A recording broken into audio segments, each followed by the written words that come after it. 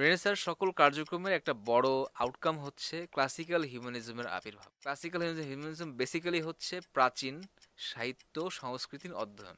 Civilisation of নেচারটা মানুষকে উদ্বুদ্ধ করলো প্রকৃতির এক একটা বিষয়ের ব্যাপারে ইন ডেপথ জানার জন্য। এইটাই কিন্তু বেসিক্যালি সায়েন্টিফিক রেভলিউশনের একদম গোড়ার কথা, যে আপনি প্রকৃতিকে প্রকৃতির মতো ধর্মের বাহিরে যে, ধর্মশাস্ত্রের বাহিরে যে, বা স্কলাস্টিকদের বইপত্রের বাহিরে যে পরীক্ষা নিরীক্ষার মাধ্যমে, অভিজ্ঞতার মাধ্যমে, পর্যবেক্ষণের মাধ্যমে প্রকৃতিকে জানতে পারতেছেন। রেনেসাঁর সকল কার্যক্রমের একটা বড় আউটকাম হচ্ছে ক্লাসিক্যাল হিউম্যানিজমের আবির্ভাব।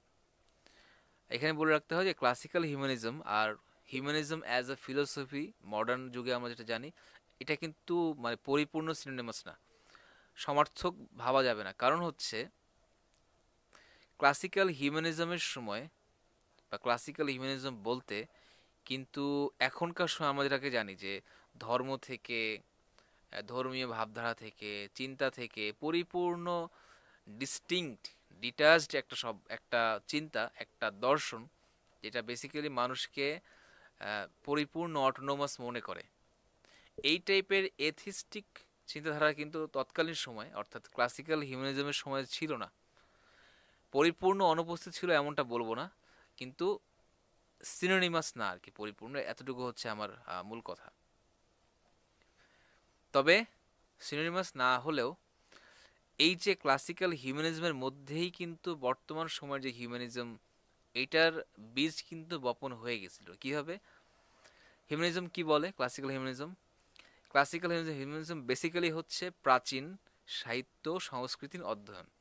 এটা হচ্ছে মৌলিক কথা, যে প্রাচীন সাহিত্য সংস্কৃতি এবং এগুলো চর্চা এবং এগুলোর অনুবাদ, এবং অনুবাদ বেসিক্যালি এবং অনুবাদ চর্চা বেসিক্যালি হচ্ছে ভার্নাকুলারে, অর্থাৎ শুধুমাত্র ল্যাটিনে না।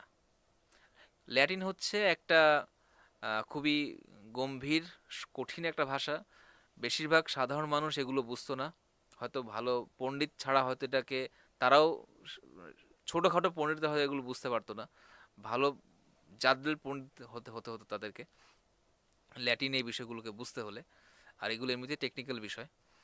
তো তারা চাইতো যে এগুলোকে ল্যাটিন থেকে বাদ দিয়ে এটার ডিরেকশনটা হোক ভার্নাকুলারের দিকে, অর্থাৎ প্রচলিত স্বাভাবিক যে মানুষের মুখের ভাষা, সেই মুখের ভাষাতে, প্রচলিত ভাষাতে, যাতে সাধারণ মানুষ বুঝতে পারে, জনসাধারণ বুঝতে পারে, এই চিন্তাগুলোর সাথে পরিচিত হতে পারে।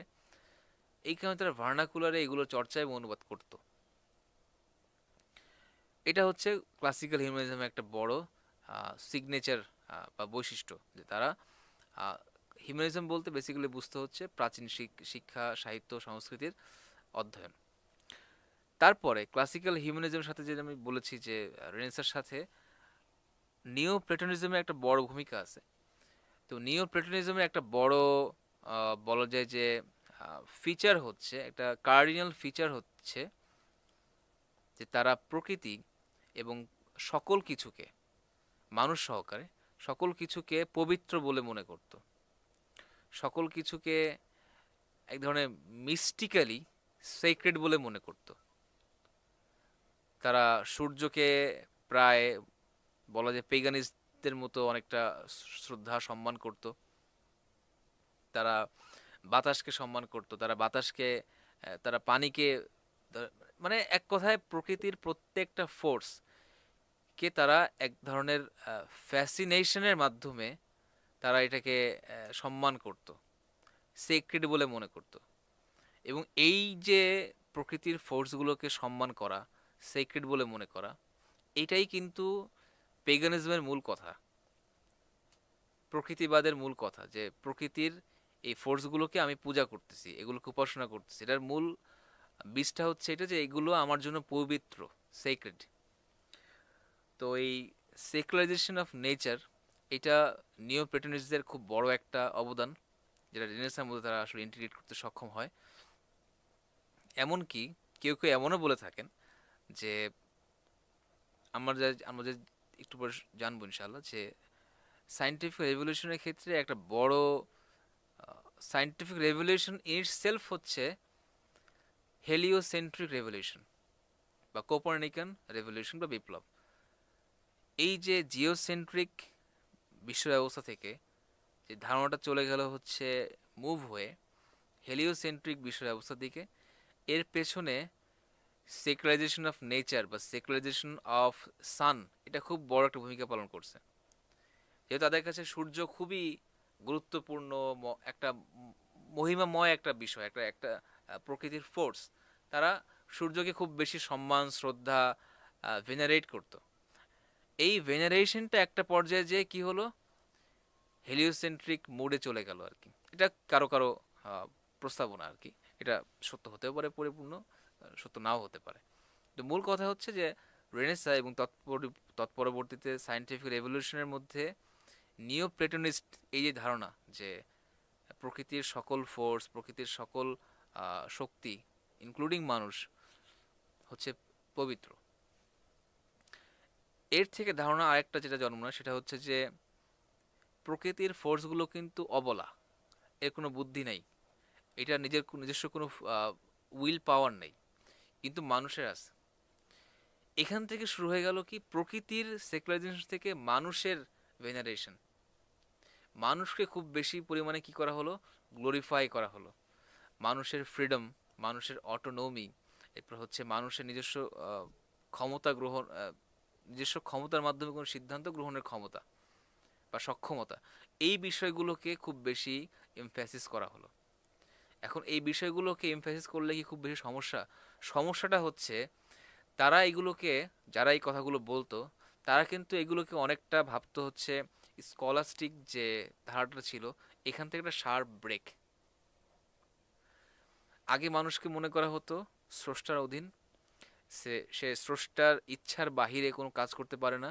হ্যাঁ, মানুষকে বুদ্ধি দেওয়া হয়েছে, মানুষকে যুক্তি দেওয়া হয়েছে, মানুষকে আহ, সিদ্ধান্ত গ্রহণের ক্ষমতা দেওয়া হয়েছে, কিন্তু এগুলো কখনোই স্রষ্টার ক্ষমতা, ইচ্ছা, তার যে সার্বভৌমত্ব, তার যে অটোনমি, এগুলোকে পাস করতে পারতো না, বাইপাস করতে পারতো না। ইচ্ছা করলেও তারা এই কাজটা করতে পারতো না। মানে মানুষের যে সম্পর্কে ধারণাটা ছিল হিউম্যান নেচার সম্পর্কে বা মানুষের সম্পর্কে, এই ধারণাটা পরিপূর্ণ থিস্টিক এবং ক্রিশ্চানাইজড ছিল। কিন্তু এখনকার সময়ে এসে যারা রেনেসার সময় এই ধরনের প্রপোজালগুলো দেওয়া শুরু করলো হিউম্যান অটোনমির ব্যাপারে বা মানব স্বায়ত্তশাসিত মানুষের ধারণার ব্যাপারে তারা কথাবার্তা বলতে শুরু করলো, তারা এই ধারণাগুলোর মাধ্যমে বেসিক্যালি ক্রিশ্চিয়ান ওয়ার্ল্ড ভিউকে চ্যালেঞ্জ করতে শুরু করলো মোটা দাগে। এবং কেউ কেউ দেখা যাচ্ছে চ্যালেঞ্জ না করলেও অন্যান্য চিন্তাবিদদের দ্বারা প্রভাবিত হয়ে তারা এই কথাগুলোকে বলতো, যদিও তারা মনে মনে ঈশ্বরের প্রতি বিশ্বাস রাখতো এবং তারা ক্রিশ্চিয়ানিটির প্রতিও বিশ্বাস ছিল তাদের, কিন্তু তারা মানুষের ব্যাপারে ধারণাগুলো রাখতো যে মানুষ হচ্ছে একজন পরিপূর্ণ স্বায়ত্তশাসিত অটোনোমাস ফ্রিডম প্রাপ্ত একজন সত্তা। তো প্রকৃতির সেকুলারাইজেশন থেকে শুরু হয়ে গেল মানুষের মানুষের প্রতি অনেকটা কিছুটা মোটা দাগে ঐশ্বরিকতা আরোপের একটা নতুন ধারা শুরু হলো আর কি। এখন এই কারণে আমি বলি যে ক্লাসিক্যাল হিউম্যানিজম যদিও বর্তমান সময়ের হিউম্যানিজমের অ্যাজ এ ফিলোসফি এটার সমার্থক না, কিন্তু ক্লাসিক্যাল হিউম্যানিজমের যে প্রপোজালগুলো বা তাদের যে প্রস্তাবনাগুলো, এগুলোর মধ্যেই বর্তমান সময়ের দার্শনিক বা লিবারেল বা সেকুলার হিউম্যানিজমের বীজ বপন হয়ে গেছিল। তৎপরবর্তীকালে এগুলোর ডেভেলপমেন্ট, এগুলোর পরবর্তী আরও ডিস্টর্শনের মাধ্যমে ফিলোসফিক্যাল বা লিবারেল সেকুলার হিউম্যানিজমে জন্ম নেয়, কিন্তু মূল বীজটা ক্লাসিক্যাল হিউম্যানিজমের মধ্যে পাওয়া যায় কম বেশি। তো এই হচ্ছে আমাদের রেনেসার সম্পর্কিত আলোচনার শেষ পর্যায়ে আমরা চলে এসেছি। যে রেনেসা থেকে আমরা যে মোটা দাগে আউটকামগুলো পাই সেটা হচ্ছে প্রাচীনের প্রতি, এনসিন্ট বিষয়ের প্রতি, স্পেশালি গ্রিক বা ইউরোপিয়ান যে এনসিন্ট যে হেরিটেজ, এটার প্রতি এক ধরনের ফ্যাসিনেশন। এখান থেকে চলে আসে হচ্ছে প্রকৃতির প্রত্যেকটা ফোর্সকে পবিত্র ভেনারেশনের একটা টেন্ডেন্সি। এটা পরবর্তীকালে রেনেসার আর্টের ক্ষেত্রে বা রেনেসার পরবর্তী আর্ট মিউজিকের মধ্যে আমরা এগুলোর খুব বেশি প্রচলন দেখতে পাই, খুব বেশি ইন্টিগ্রেশন দেখতে পাই। আরেকটা বড় বিষয় হচ্ছে ক্লাসিক্যাল হিউম্যানিজমের মধ্যে, সেটা হচ্ছে আপনার আহ, তারা খুব বেশি পরিমাণে মানুষের ফ্রিডমের প্রতি জোর দিত, এবং সেটা অনেকটা ক্রিশ্চিয়ানিটিকে চ্যালেঞ্জ করার মাধ্যমে বা ক্রিশ্চিয়ানিটির বিপরীতে দাঁড়িয়ে থেকে তারা এই প্রপোজালগুলো দিত। এবং তারা মনে করত আমরা এখন নতুন জমানায় আছি, যে জমানাটা ক্রিশ্চিয়ান জমানা না, যে জমানাটা ঈশ্বরের জমানা না, এই জমানাটা একটা ভিন্ন একটা জমানা, এটা হচ্ছে মানুষের মুক্তির জমানা, মানুষের মুক্তির জমানা। এগুলো হচ্ছে রেনেসার মৌলিকভাবে রেনেসা থেকে আমরা যে আউটকামগুলো পাই সেটা।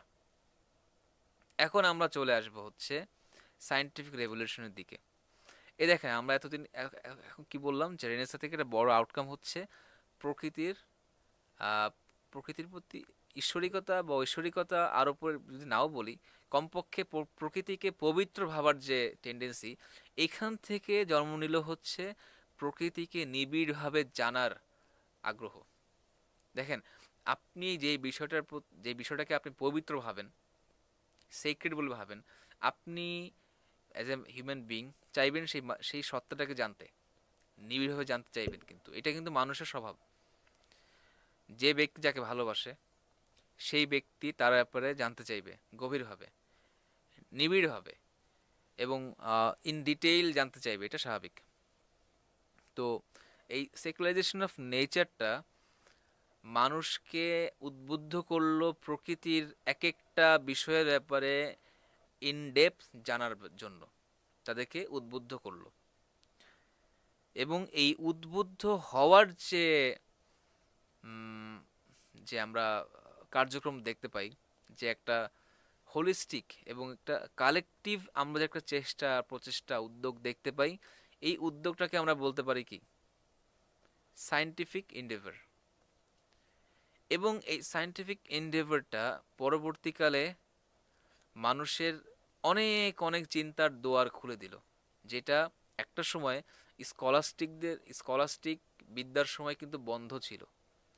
মূল কারণ হচ্ছে তৎকালীন সময়ে প্রকৃতিকে বা প্রকৃতির ফোর্সগুলোকে আপনি কখনোই ধর্মের প্যারাডাইমের বাইরে যে স্টাডি করতে পারতেন না, এটা এক প্রকারের নিষিদ্ধ ছিল। স্কলাস্টিকদের সময় আপনি প্রকৃতিকে অ্যাজ এ ডিস্টিংক্ট ডোমেইন হিসেবে, ধর্ম থেকে বিচ্ছিন্ন কোনো কিছু ভেবে প্রকৃতিকে প্রকৃতির মতো করে স্টাডি করতে পারতেন না, যেটা প্রায় নিষিদ্ধ ছিল। এই কাজটা করতো বেসিক্যালি হচ্ছে অ্যালকেমিস্টরা এবং হোয়াইট ম্যাজিশিয়ানরা। এটা খুবই ইম্পর্টেন্ট একটা বিষয়, আমরা পরবর্তী একটা ইম্পর্টেন্ট বিষয় নিয়ে আলোচনা করবো, যেখানে আলকেমিস্ট আর হোয়াইট ম্যাজিশিয়ান, নট ব্ল্যাক ম্যাজিশিয়ানদের কথা আসবে ইনশাল্লাহ। তো তৎকালীন সময়ে দুটা বিষয়কে একটু মাথায় রাখবেন, অ্যালকেমিস্ট আর হচ্ছে হোয়াইট ম্যাজিশিয়ান। তো প্রকৃতিকে প্রকৃতির মতো করে ডিস্টিংক্টলি স্টাডি করার অধিকার ছিল না।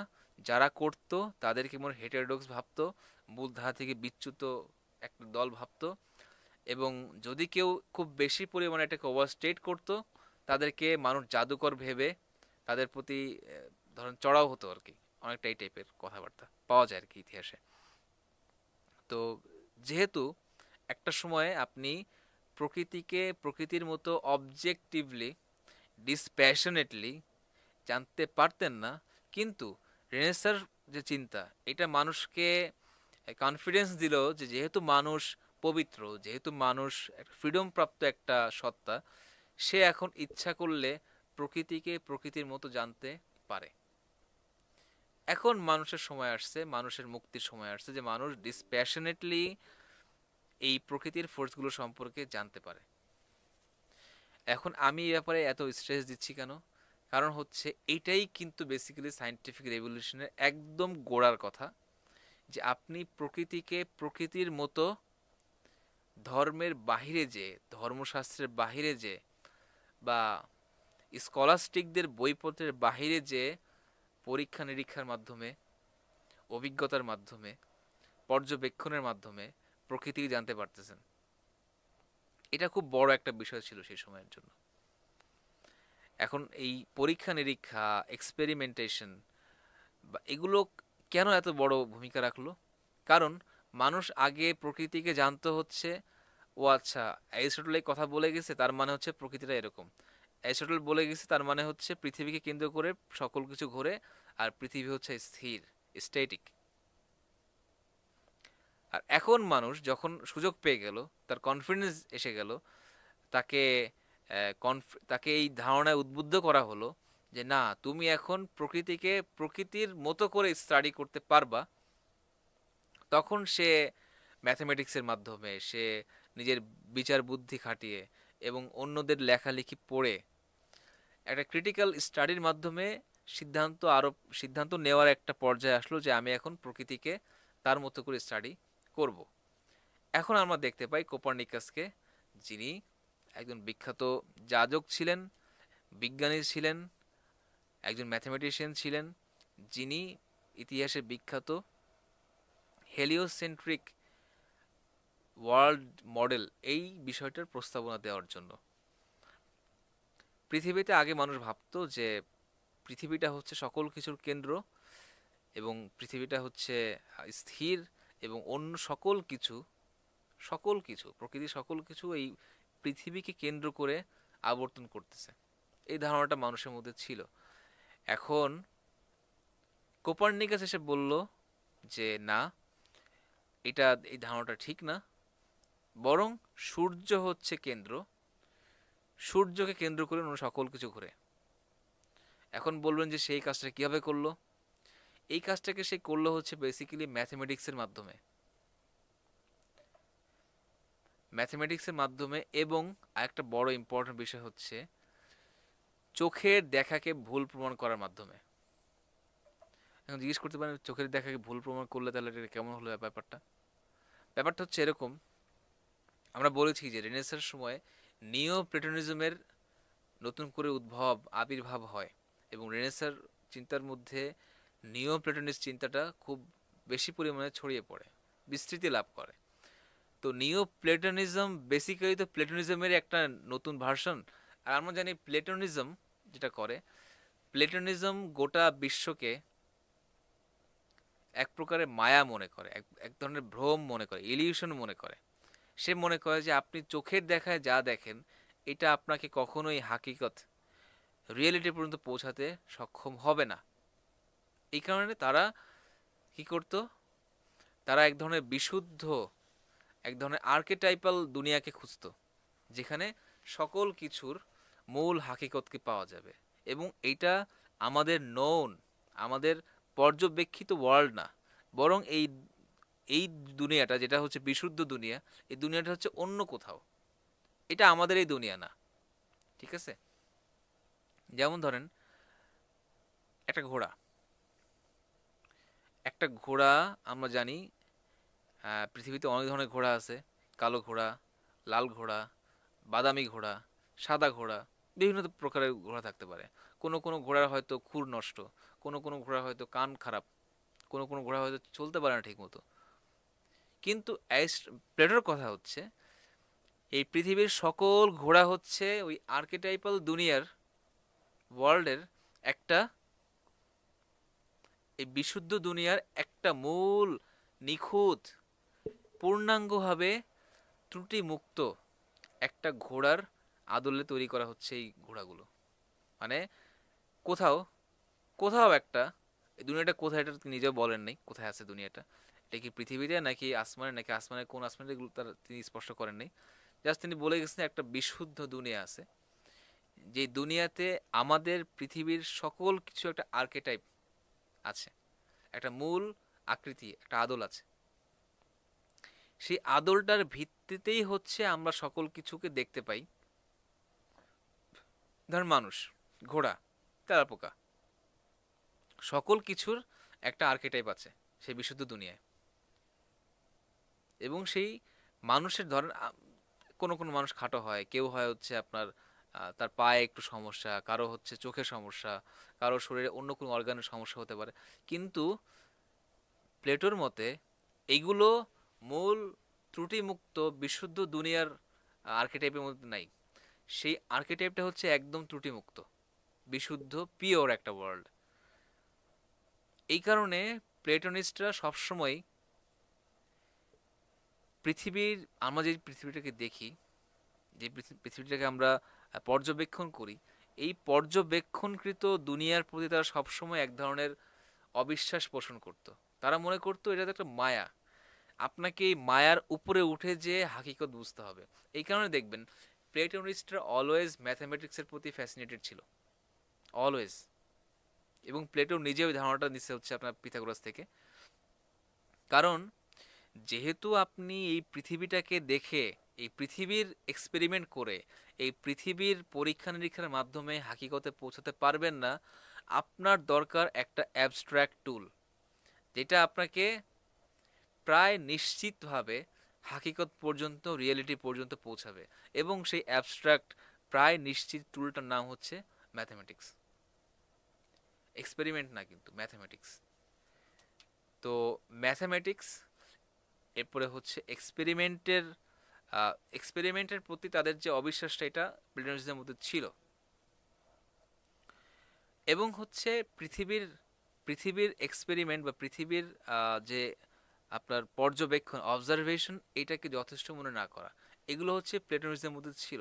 সেখান থেকে এগুলো নিও প্লেটোনিস্টদের মধ্যে আসলো।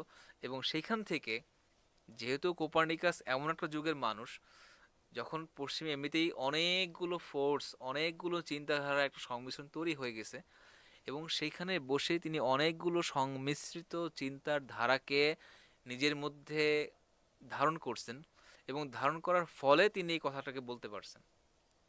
তো কোপার্নিকাস কি করলেন? কোপার্নিকাস প্লেটোনিস্টদের মতো ম্যাথমেটিক্সের প্রতি ফ্যাসিনেটেড ছিলেন। তিনি পৃথিবীর এক্সপেরিমেন্ট করতেন। কারণ কেন করতেন? কারণ আমরা বলেছি যে আহ, অ্যারিস্টটল অ্যারিস্টটল তার উস্তাজ বা তার শিক্ষক, গুরু, প্লেটোর চাইতে ভিন্ন হয়ে তিনি আবার এক্সপেরিমেন্ট করতে চাইতেন খুব বেশি। তিনি এই ধরনের অ্যাবস্ট্রাক্ট, হাইপোথেটিক্যাল কথাবার্তা খুব বেশি পছন্দ করতেন না। তিনি দুনিয়ার সব কিছুকে ধরে কেটে কুটে এরপর জানতে চাইতেন। হ্যাঁ, এই কারণে অ্যারিস্টটলিয়ান ধারার মধ্যে আপনি দেখবেন সবসময়, যেটা বললাম যে প্লেটোনিস্টদের মধ্যে আপনি ম্যাথমেটিক্সের বিষয়ের প্রতি ফ্যাসিনেশন পাবেন, আর অ্যারিস্টটলিয়ান ধারার মধ্যে আপনি পাবেন হচ্ছে এক্সপেরিমেন্টের প্রতি ফ্যাসিনেশন। তো আমাদের কোপার্নিকাস সাহেব করলেন কি, দুটো বিষয়কে মার্জ করে ফেললেন। তিনি ম্যাথমেটিক্সের প্রতি ফ্যাসিনেটেড ছিলেন, তিনি এক্সপেরিমেন্ট করতে চাইতেন, কিন্তু তিনি আদৌতে একজন প্লেটোনিস্ট ছিলেন দেখে কোনো সময় পৃথিবীর অবজারভেশনটাকে চূড়ান্ত মনে করতেন না। তিনি পৃথিবী থেকে প্রাপ্ত অবজারভেশনকে ম্যাথামেটিক্যাল টুলের মাধ্যমে, যেটা তাদের কাছে, তারা ভাবতেন ম্যাথামেটিক্স হচ্ছে একদম চূড়ান্ত, অ্যাবসলিউট একটা অ্যাবস্ট্রাক্ট টুল, যেটা আপনাকে নিশ্চিতভাবে হাকিকত পর্যন্ত পৌঁছায় দিবে। অবজারভেশন তারা নিতেন ঠিকই, এক্সপেরিমেন্ট তারা ঠিকই করতেন, কিন্তু ওটাকে রিফাইন করতেন, চূড়ান্ত সিদ্ধান্ত গ্রহণ করতেন হচ্ছে ম্যাথামেটিক্সের মাধ্যমে। তো ও ম্যাথামেটিক্স এবং এক্সপেরিমেন্টের মাধ্যমে তিনি বুঝলেন যে চোখের দেখায় মনে হয় যে পৃথিবীটা আসলে মনে হয় স্থির, কিন্তু এই চোখের দেখাটাকে আপনি যখন অবিশ্বাস করবেন, এবং যখন আপনি চোখের দেখার ফলাফল, অবজারভেশনের ফলাফলটাকে ম্যাথামেটিক্সের মাধ্যমে রিফাইন করবেন, তখন যে আপনি রিয়েলিটির পূর্ণাঙ্গ পিকচার পাবেন। এবং তখন দেখবেন যে এই রিয়েলিটিটা আপনাকে বলতেছে যে পৃথিবী স্থির না, পৃথিবী ঘুরতেছে। পৃথিবীটা ঘুরতেছে হচ্ছে সূর্যকে কেন্দ্র করে, বা সূর্যকে কেন্দ্রে রেখে। এবং এবং এটা একটা বড় বিষয় যে অনেক ভাবতে পারে যে এত বড় একটা কথা, এতগুলো মানুষ এতদিন কেউ বুঝলো না, এই ব্যক্তি কিভাবে বুঝলেন। এটা কিন্তু ওই সময় একটা বিতর্ক উঠছিল যে এত এত মানুষের ফলাফল, জ্ঞানের ফলাফলকে কোপার্নিকাস একদম মানে চুটকি মেরে উড়িয়ে দিলেন, এটা কেমন কথা হলো। ঠিক আছে, এটা মজার কথা বলি। কোপার্নিকাস যখন তার বইটা বের করলেন, যে বইতে তিনি প্রথমবারের মতো এই হেলিওসেন্ট্রিক ওয়ার্ল্ড মডেলের প্রস্তাবনা করেছিলেন, এই বইটা তিনি তার এক যাজক ফ্রেন্ডকে দিয়ে, তিনি নিজেও বিজ্ঞানী ছিলেন, একজন প্রিস্ট ফ্রেন্ডকে দিয়ে তিনি সম্পাদনা করালেন, বললেন যে আমরা বললেন টাকরিজ লিখে দেন, একটা মুখবন্ধ লিখে দেন, একটা ফরওয়ার্ড লিখে দেন, লিখতে দিচ্ছে, ভালো কথা। এবং তিনি প্রকাশকও ছিলেন সেই বইটার। তো তিনি যখন প্রকাশ করলেন বইটা তার নিজস্ব ফরওয়ার্ড সহকারে, খুবই আশ্চর্য কথা, ধরেন আপনি একটা বিষয়কে বলতেছেন যে ব্যাপারটা হচ্ছে এরকম না এরকম, আপনি দৃঢ়, আপনি দৃঢ় বিশ্বাসী যে ব্যাপারটা ক না, ব্যাপারটা হচ্ছে খ। আপনি আপনার এক বন্ধুকে বললেন যে দোস্ত তুমি এটা লিখে দাও, তুমি আমার মতো দৃঢ় বিশ্বাস পোষণ করে বলবা কি যে ব্যাপারটা ক না খই। এখন আপনার বন্ধু করলো কি, আপনাকে না জানায় লিখে দিছে যে বন্ধু তো বুঝে ভালো কিন্তু মাথায় একটু প্রবলেম আছে, বুঝে নাই ভালো মতো, মনে হয় ব্যাপারটা ও যেভাবে বলতেছে ব্যাপারটা ওরকম না, ব্যাপারটা আসলে কই কিন্তু ও ভুল করে বুঝছে হচ্ছে খ। বলেন তো কেমন হয় ব্যাপারটা? মানে আপনি একটা বিষয়কে দৃঢ় বিশ্বাসের সাথে বলতেছেন ব্যাপারটা এরকম, আপনার বন্ধু আপনাকে না জানার বইটা প্রকাশ করে ফেলছে, সেই বইয়ের ফরওয়ার্ডে লেখা হচ্ছে কোপারনিকাস বিষয়টা ভালো মতো বুঝতে পারেনি, ব্যাপারটা হচ্ছে সে ধোকা খেয়ে গেছে। মানে সেই সময়ে কোপারনিকাস যখন, যখনকার সময় দাঁড়িয়ে এই কথাগুলো বলতেছিলেন, তখনকার মানুষ চোখের দেখাটাকে পরিপূর্ণ অবিশ্বাস করতে পারেনি। কারণ এত বছর যাবৎ মানুষ দেখে আসতেছে যে পৃথিবীটাকে কোনোভাবেই মানে ঘূর্ণায়মান বলা যায় না। কিভাবে বলবেন? আপনার আপনার কাছে তো কোনো ইয়া নেই, তাহলে মানুষ কিভাবে স্থির থাকতে পারে? এত বড় একটা গোল জিনিস যার মধ্যে মানুষ আছে, যদি সেটা ঘুরতে, তাহলে আমরা তো ঘুরতাম। এই ধরনের আরো অনেক অনেক ইয়া আছে। হ্যাঁ, তাদের কাছে যুক্তি ছিল, তাদের কাছে কিছু দাবি ছিল, যেগুলো ভিত্তিতে তারা বলতো কি পৃথিবীটা হচ্ছে স্থির, সূর্য হচ্ছে বেসিক্যালি ঘুরে। তো তৎকালীন সময় এটাকে প্রকাশ করা এবং তৎকালীন সময় এই বিষয়টাকে খুব দৃঢ় বিশ্বাসের সাথে বলাটা কি ছিল, একটা চ্যালেঞ্জিং বিষয় ছিল, একটা মোটামুটি সাহসের দরকার ছিল, এবং সাহসটা কোপার্নিকাস করছে আর কি। তো কোপার্নিকাসের সময়ে তার এই তত্ত্বটা খুব বেশি জনপ্রিয়তা পায়নি, এবং তিনি নিজেও এই কথাবার্তাগুলো তখন বলা শুরু করেন যখন তিনি প্রায় বৃদ্ধ হয়ে গেছিলেন আর কি। তো কোপার্নিকাসের পরে আসলেন হচ্ছে গ্যালিলিও। গ্যালিলিও এসে যে কাজটা করলেন, তিনি ফার্দার আরও পরীক্ষা নিরীক্ষার মাধ্যমে কোপার্নিকাসের তত্ত্বটাকে একদম স্টাবলিশ করে ফেললেন যে পৃথিবীর সকল, মানে বাস্তবে মনে হচ্ছে কি, দেখে মনে হচ্ছে মানে পৃথিবীটা স্থির, কিন্তু আপনি যত বেশি ইন্ডিভিজুয়ালি এক্সপেরিমেন্ট করবেন, অবজারভেশনের অবজারভেশনকে আপনি মান্য করবেন, এবং যখন এই অবজারভেশনগুলোকে ম্যাথামেটিক্যাল সূত্রের মাধ্যমে রিফাইন করবেন, তখন আপনি বারংবার এটা দেখবেন, এটা বারংবার আপনি রিস্টেটেড হবেন যে পৃথিবী স্থির না, বরং সূর্য স্থির, এবং সূর্যকে কেন্দ্র করে পৃথিবী থেকে শুরু করে সকল গ্রহ নক্ষত্র ঘুরতেছে, মুভ করতেছে প্রতিনিয়ত। এখন এখান থেকে আমরা কি বুঝতে পারি? দেখেন, এরা দুজনেই কিন্তু ধর্মীয় ব্যক্তিত্ব ছিল, এরা দুজনেই কেউ নাস্তিক ছিল না, এরা কেউই কখনো মনের ভুলেও বলে নাই যে ঈশ্বর বলতে কেউ নাই, তারা কখনো মনের ভুলেও বলে না যে বাইবেল মিথ্যা, তারা কখনো বলে নাই যে যিশু মিথ্যা। কিন্তু তারা যে পৃথিবীর মডেলের মধ্যে, পৃথিবীকে দেখার নজরিয়ার মধ্যে, পৃথিবীকে দেখার দৃষ্টিকোণের মধ্যে, দৃষ্টিভঙ্গির মধ্যে, ওয়ার্ল্ড ভিউয়ের মধ্যে এত বড় একটা পরিবর্তন আনলেন, তারা কোথাও কি বাইবেলের নাম নিয়েছে? তারা কোথাও কি বলেছে যে আচ্ছা ঈশ্বর বলছেন সূর্য ঘুরে, তাই সূর্য ঘুরে? না, তারা কিন্তু এভাবে সিদ্ধান্তে পৌঁছান নাই। তারা সিদ্ধান্তে পৌঁছেছেন কিভাবে মাধ্যমে, কোন কোন মাধ্যমে? ম্যাথামেটিক্সের মাধ্যমে, এক্সপেরিমেন্টের মাধ্যমে, অবজারভেশনের মাধ্যমে।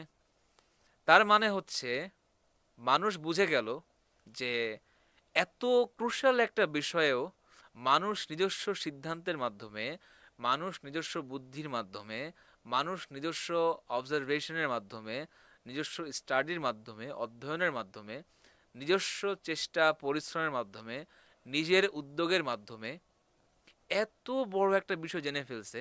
তার মানে হচ্ছে, তার মানে হচ্ছে দুটা, এক, প্লিজ এই বিষয়টা একটু মনোযোগ দিয়ে শুনতে হবে যে এখানে দুইটা বিষয় খুবই ইম্পর্টেন্ট, দুইটা বিষয় খুবই ইম্পর্টেন্ট। এক, মানুষের মনে এই ধারণাটা, মানুষের মনে বলতে চিন্তাবিদদের মনে এই ব্যাপারটা একদম ঢুকে গেল, গেঁথে গেল, স্টাবলিশ হয়ে গেল যে যখন এত বড় একটা বিষয়কে ধর্মশাস্ত্রের বাহিরে যে ধর্মশাস্ত্রের কোনো প্রকার রেফারেন্স কোনো প্রকার রেফারেন্স বা সূত্র ছাড়াই, ধর্মশাস্ত্রের সামান্যতম ইঙ্গিত ছাড়াই যখন মানুষ এত বড় একটা বিষয়কে বুঝতে পারছে, তার মানে হচ্ছে এই যে সায়েন্টিফিক মেথোডোলজি, এইটা হচ্ছে সত্য জানার সবচাইতে নির্ভরযোগ্য মাধ্যম। আবারও বলতেছি, মানুষ যখন ধর্মশাস্ত্রের ইঙ্গিত ছাড়া, সাহায্য ছাড়া, মিডিয়াম ছাড়া, সহায়তা ছাড়া, ধর্মশাস্ত্রবিদদের সহায়তা ছাড়া যখন ওয়ার্ল্ড ভিউয়ের এত বড় একটা কম্পোনেন্ট, কসমোলজির ক্ষেত্রে এত বড় একটা পরিবর্তন যখন মানুষ নিজস্ব চেষ্টা পরিশ্রমের মাধ্যমে বুঝতে পারলো, তার মানে হচ্ছে মানুষ অটোনোমাস একটা সত্তা, যেই অটোনোমাস সত্তা নির্দিষ্ট মেথোডোলজি সিস্টেম ফলো করে সত্য পর্যন্ত পৌঁছাতে পারে, এবং সেই সত্য পর্যন্ত পৌঁছানোর একমাত্র এবং সবচাইতে নির্ভরযোগ্য মাধ্যম হচ্ছে বৈজ্ঞানিক পদ্ধতি, তত্ত্ব বা সায়েন্টিফিক মেথোডোলজি। এই যে সায়েন্টিফিক মেথোডোলজির প্রতি অত্যধিক কনফিডেন্স, এটা কিন্তু যেটা আমরা এখনকার সময় দেখতে পাই, যে সব কিছুকে মানুষ কি বলে, ও আচ্ছা এরকম এরকম, সায়েন্স কি বলে, ও সায়েন্স ওটা বলে তার মানে হচ্ছে সত্য। আমরা যখনই কোনো কথার সাথে আগে যুক্ত করে দেই সায়েন্টিফিক, তখনই আমাদের কাছে মনে হয় কি, ও আচ্ছা, ভেরি গুড, ভ্যালিড, সত্য। মানে আমরা যখনই কোনো বিষয়কে সায়েন্টিফিক বলে ভাবি বা সায়েন্সের সাথে যুক্ত বলে ভাবি, তখন ভাবি কি, ও আচ্ছা এটা সত্য। আমরা কিন্তু এটা হাওয়া থেকে পাই না। এই ধারণাটা আমাদের দীর্ঘদিন যাবৎ আমাদের কালচারের সাথে মিশে গেছে, এবং এই কালচারটার শুরুটা হচ্ছে বেসিক্যালি সায়েন্টিফিক রেভলিউশনের মাধ্যমে। এবং রেভলিউশন এই ক্ষেত্রেই দেখেন, সায়েন্টিফিক রেভলিউশন কাকে বলে, কোন সময়টা, এটা নিয়ে বিতর্ক আছে। আমরা ধরে নিলাম কোপার্নিকাসের সময় থেকে নিউটনের সময় পর্যন্ত প্রায় রাফলি 1-150 বছর, 200 বছরের মতো ধরে নিলাম। এরপরে আরও বিতর্ক আছে যে ইভেন ইন ইটসেলফ রেভলিউশন শব্দটাকে এই সময়ের সাথে যুক্ত করা যায় কি যায় না, অর্থাৎ সায়েন্টিফিক রেভলিউশন কথাটা পরিভাষাটা ঠিক কি ঠিক না, এটা নিয়ে বিতর্ক আছে। কেউ কেউ বলছে যে না, এটা এটা এটা কোনো রেভলিউশন না, তৎকালীন সময়ে কোনো মানুষ ভাবে না যে আমি এটা দিয়ে খুব বড় রেভলিউশন করতেছি। কিন্তু আপনি সকল বিতর্ক ঊর্ধ্বে যেয়ে দেখেন, দেখেন মানুষের মানুষের সত্য জানার যে পন্থা বা এপিস্টেমোলজির মধ্যে কিন্তু একটা বড় পরিবর্তন, র্যাডিক্যাল শিফট অলরেডি ঢুকে গেছে। এ ধর্ম না, ঈশ্বর না, যিশু না, বাইবেল না, বরং সত্য বা সত্য পর্যন্ত পৌঁছানোর মাধ্যম হচ্ছে কি, সায়েন্টিফিক মেথোডোলজি। আপনি অবজারভেশনের মাধ্যমে বিভিন্ন তথ্য জোগাড় করবেন, জোগাড় করে এটাকে বারবার মানে পরীক্ষা করবেন। বারংবার পরীক্ষার মাধ্যমে যদি একটা ফলাফলই আসে, তখন আপনি এটা কী ভাববেন, এটা খুব দৃঢ় একটা থিওরি হয়ে গেছে। যখন এই থিওরিটা আরও ফার্দার পরীক্ষা নিরীক্ষার মাধ্যমে রিইনস্টেটেড হবে, তার মানে হচ্ছে এটা ফ্যাক্ট। এই যে সত্য পর্যন্ত পৌঁছানো যে পদ্ধতি, এটা কিন্তু সায়েন্টিফিক রেভলিউশন থেকে আসা, এবং ইট সেলফ কিন্তু এটা এপিস্টেমোলজির মধ্যে বা জ্ঞান তত্ত্বের মধ্যে এটা কিন্তু অনেক বড় একটা সংযোজন এবং পরিবর্তন, নিঃসন্দেহে একটা শার্প ব্রেক। অ্যারিস্টটলিয়ান স্কলাস্টিকরা কখনো এমনভাবে করতো না কাজটা। তারা করতো কি, তারা অবজারভেশন নিত, এক্সপেরিমেন্ট করতো, এরপরে দেখতো যে এই ব্যাপারে তৎকালীন সময়ের দার্শনিকরা কি বলে, থিওলজিয়ানরা কি বলে, এবং বাইবেল কি বলে, ইত্যাদি মিলিয়ে তারা একটা থিওরি দাঁড় করাতো, বা তারা একটা প্রপোজাল দিত, বা তারা একটা চিন্তা পোষণ করতো। এখনকার সময় without any mention of theology আর বাইবেল, মানুষ এখন সত্য পর্যন্ত পৌঁছাতে পারতেছে। এই যে কনফিডেন্সটা, এই যে চিন্তাটা, এটা এপিস্টেমোলজির মধ্যে তৎকালীন পরবর্তী সময়ের এবং তৎকালীন সময়ের চিন্তার যে বিপ্লব, এটার ক্ষেত্রে খুব বড় একটা ভূমিকা রাখে আর কি। এবং আমি একাডেমিক সকল বিতর্ককে ছেড়ে সায়েন্টিফিক রেভলিউশন বলতে কমপক্ষে আমি এটা বুঝি, মানুষের এপিস্টেমোলজির ক্ষেত্রে সায়েন্টিফিক মেথোডোলজির যে ডমিনেন্স, এটা ইটসেলফ একটা বড় রেভলিউশন মানুষ চিন্তার মধ্যে। আমি এটাকে সায়েন্টিফিক রেভলিউশন বলে থাকি, যদি আমি একাডেমিক বিতর্কগুলোকে আমি যদি মূল্য দিয়ে থাকি। তো এইটাই এটাকেই একটা রেভলিউশন হিসেবে চিহ্নিত করার জন্য যথেষ্ট। কারণ দেখেন, পরবর্তীতে আমি যত যাই গ্যালিলিওর পর থেকে, আমি তত দেখতে পাই যে মানুষ ধর্ম থেকে বিচ্ছিন্ন হয়ে বা ধর্ম থেকে বিমুখ হয়ে, এবং কোনো কোনো সময় বিমুখ বা বিচ্ছিন্নতা না হয়েও বা বিরোধী না হয়েও ধর্ম থেকে আলাদা হয়ে মানুষ সত্যকে খোঁজার চেষ্টা করলো। যতদিন মানুষ এই সায়েন্টিফিক রেভলিউশনের চর্চা করতে থাকলো, মানুষের মনে ধারণাটা তত বেশি স্ট্রং হতে থাকলো, প্রতিষ্ঠিত হতে থাকলো, মানুষের মধ্যে তত বেশি এটা গেঁথে যেতে থাকলো যে সায়েন্টিফিক মেথডোলজি হচ্ছে সত্য পর্যন্ত পৌঁছানোর সবচাইতে বড় মাধ্যম।